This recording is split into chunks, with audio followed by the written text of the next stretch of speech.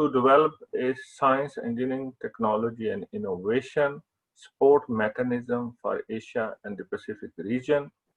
It is linked with our UNESCO Executive Board decisions to support the areas of science and researchers. And also, it follows from our ministerial meeting following the COVID-19 in March with the Ministers of Science and Technology, where there has been a very strong support for science, engineering, technology, innovation, and how it can help with pandemics like COVID, but also to solve the big challenges what we have in the SDGs, and with the disasters linked with the Sendai framework, and also with the small islands. So we have to consider all those aspects very, very carefully. We are very thankful for the excellent interventions today. First of all, from Professor Tansari Zakri Abdul Hamid. He has given us excellent ideas of science and policy interface and linking with the political process and the different levels which need to be carefully considered in our support mechanism for proper communications. Also, very importantly, Dr. Mahisha from Sri Lanka has given us many of the excellent ideas which are related to what has been done before and what can be done into future. And certainly the networks are needed and the support mechanisms need to be strengthened, what has been done before. We have also heard from three colleagues about the role of engineering, and in that regard from Dr. Oshima and also from Professor Wu Chidi and Professor Dr. Charlie Tan. We fully acknowledge the role which engineering plays, and engineering is a multidisciplinary endeavor, and we need to continue to support the accreditation mechanisms, but also how engineering and engineers can help with the sustainable development goals and also play a very important role during this pandemic with many of the issues for which the answers may be in engineering, right from the water supplies, looking into the proper sanitation, better cities, and very importantly, the innovation part of engineering as well. Also, we are very grateful for excellent ideas from our dear director of ISTIC, Madam Sharizad, who is very passionate about women in science. She has given us a lot of background materials, both from UNESCO and from outside, and the continuous work which has been done to promote the role of women in science. Also, Professor Naim, we are very thankful to you for enriching us from the perspective of a laureate, the perspectives of women in science and the social and behavior studies which need to be done. We continue to support these areas of women in science as this is a top priority for UNESCO.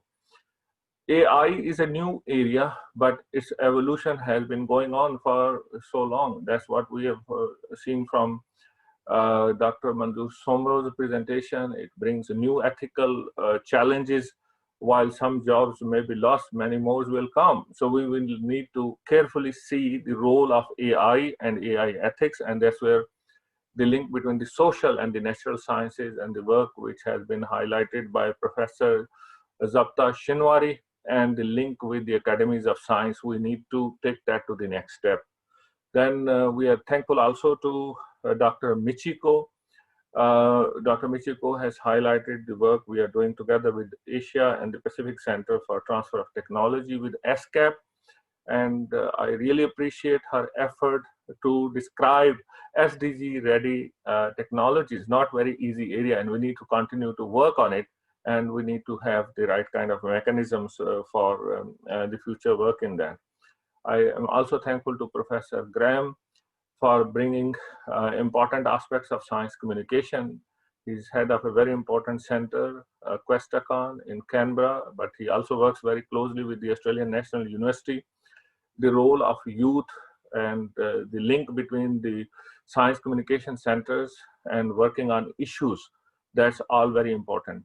So in summary, we have so much enriching discussion, and the thematic areas are confirmed again.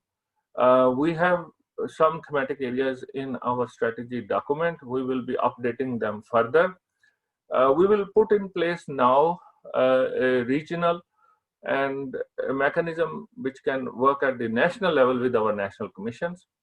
Whether we call it STEPAN or we take full account of science, engineering, technology, innovation, and then work with the UNESCO mechanisms, but also with the wider UN system, and very importantly with the sub-regional organizations like ECO Science Foundation and the critical role it plays in its own member states. So we work together to create an enabling environment, and that's where the communication will be further refined. We also work together, which we have not discussed today, on fundraising possibilities.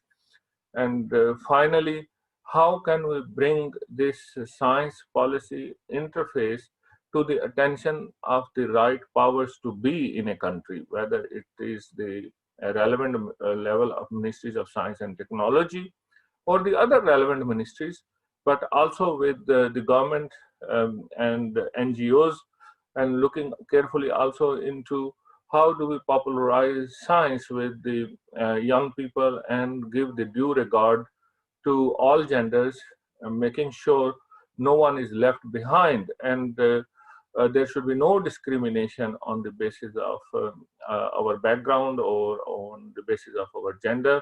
Science is a basic human right. It helps us being united together, and SDGs is a great framework within which science has to play a role. So as next steps, we will update the draft strategy. We will circulate to all of you to get the benefit of your inputs at one more time. And then we will start the coordination mechanism, inviting maybe an advisory committee at the regional level, but also then have the membership at the national level, making sure all related countries and the organizations can link together through the established coordination mechanisms within countries, like the national commissions we have, the science foundations we have. So with that, I thank you all, and I hand over to Dr. I. Dr. I, we will then bring all this in and update the document and circulate to everybody. Thank you to everyone. Thank you very much, Professor Shabazz. Thank you very much again to all distinguished